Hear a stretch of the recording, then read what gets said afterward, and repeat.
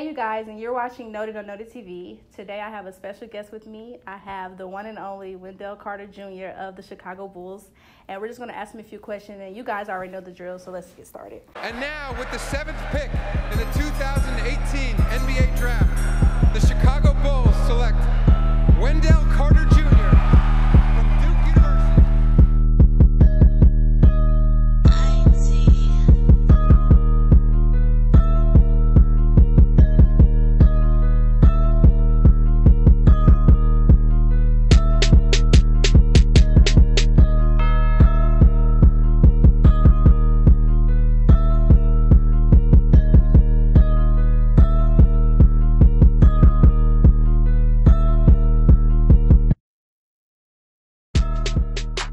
So it's preseason. It's very exciting.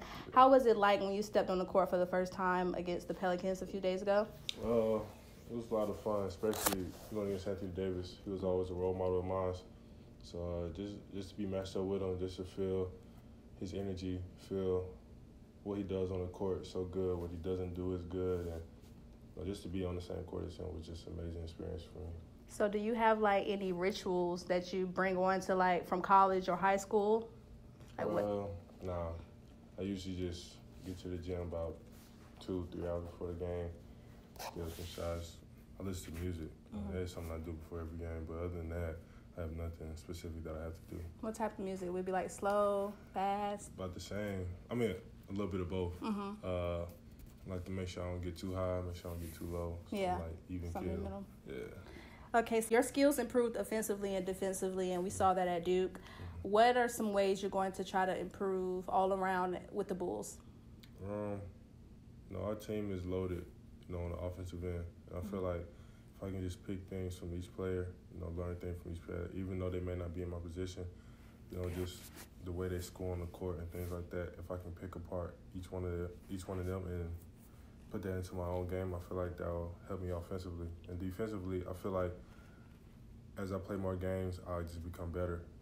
I'll learn how the refs call certain calls, and that's really about it. So I saw in the interview before you said you don't like to be a follower. So if there were, because you're a rookie, I know it'd probably be rare, but would you be ready to take on any leadership roles? Yeah, for sure. I feel like I'm not so much of a vocal leader. I'm more of a person who leads by example. So I feel like that's something I can do right out the gate. I don't feel like that's anything hard or anything that I haven't done before. Do you feel any type of pressure now that you're playing at a larger scale from the media or family, friends, just any type of difference since playing at Duke? Yeah, for sure. Just because I was drafted at number 7, they have a lot of expectations for me. They expect me to take them to the finals this year or something like that. But, I'm going to do the best I can. At the end of the day, they all know I'm human. I'm just going to go out there and put my best effort out. And hopefully the chips fall where they're supposed to. The Chicago Bulls is such a famous franchise. What was going through your head when you were drafted that day? A lot of emotions. I can't even tell you exactly how I felt. Just hearing my name called finally after all the workouts, the pre-draft work, all the hard work that was put into getting into that position. To finally hear my name called was like a weight lifted up off my shoulders. But at the same time, another weight put it back on because I'm going to Chicago. Yeah. Where the winning culture is there, but they haven't been there in the last couple of years. So that's something I definitely want to bring to the city. So you went to Duke, and the slogan is the Brotherhood. Do you keep in touch with any of the other brothers from that got drafted or is in the league now? Yeah, for sure. I feel like, with us being a part of that Brotherhood, I think that's important, especially with us coming in as rookies, being new to this league, for us to have each other's backs. Whenever we have a problem, just to reach out, just to help each other out through this little process we're going through. I feel like that's very important. Do you have a mentor that went to Duke, like a former teammate, and that's old head now? Do you have any of those? Yeah, Grayson. Yeah. Well, he's not that much of a. Yeah, he's like 3'4". Past Kyrie. Yeah. I've talked to Grant Hill a couple times. Talked to Sheldon Williams a couple times.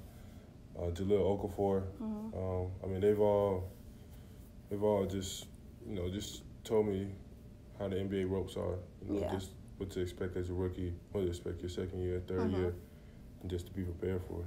So Duke is pretty stacked right now. Yeah. So are you gonna? I know you're busy with the NBA, but are you gonna pay attention to college ball for sure. and stuff like that? I feel like they're gonna win it this year. You honestly. feel like it? Yeah, I really feel it. So you guys know I am a Tar Heel fan, so I'm a little hating right now, but we'll see when we match with them. Yeah, we're gonna see. We'll see. Both times we whooping you. Okay, sure. What goals do you plan to accomplish this year as a rookie on the court? You know, of course, I want to win Rookie of the Year. But for myself, I just want to be able to look at myself after every game and say, I helped my team win. I was the hardest worker out there that night. And I just want to be able to do that for the whole 82-game season. That's really about it for me. Many people don't know this about Wendell, but if he didn't play basketball, he would pick up acting. Well, that's what I thought. So, like, what's a role you would play? What's your dream role that you've seen from your favorite movie? What's something you would play? I like Real Husbands of Hollywood. That's a show that For real? I wouldn't think you would go to comedy. I don't know why. So who would you play? J.B. Smooth. J.B. Smooth? Yeah, I guess. I like a couple of drama movies. One of my favorite movies is Life of Pi. But I couldn't see myself acting in that. Yeah. So you would just be a comedic actor? Yeah. So speaking of acting, if you had a biopic, but it's like of your life now, who would you choose to play you? And they don't have to look like you, but like act and maybe the same complexion.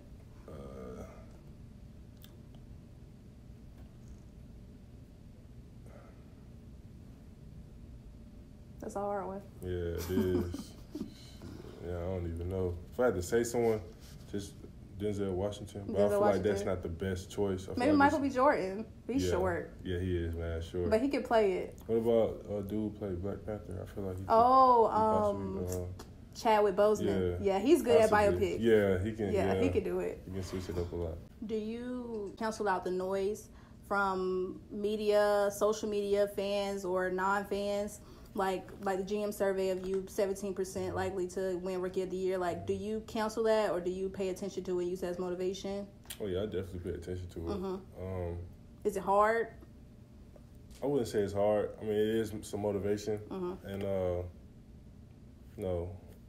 Again, I'm a human. When they pop on my phone, of course, I'm gonna be excited. Yeah. I'm be excited to see myself up there. But when it comes down to it, like tunnel vision, I try not to let that be a factor in my play. Like I just want to be able to go out there and play my game and not have to worry about that. But I am gonna still see those things. Yeah, we're in a generation where we look at that. Exactly. What advice would you give a young athlete that want to follow your footsteps? Like, what would you tell them? First, I would say you don't have to play basketball to be a professional. And I feel like in this day and age, everybody feel like they got to play basketball, football, or rap or something crazy like that.